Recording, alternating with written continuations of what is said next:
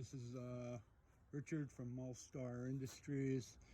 As you can see, we have some rust spots. I just applied my magic liquid and we're gonna see what happens here. I'm probably gonna have to do a second part and add it into the because I don't have the app yet to separate the video, I don't believe.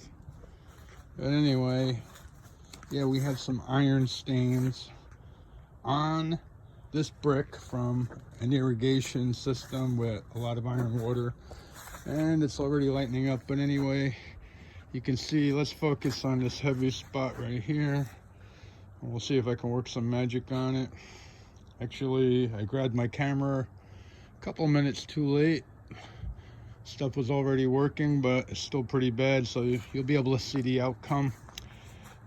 If you value this content, like and subscribe. Richard from Mullstar Enterprises. Thank you. Bye.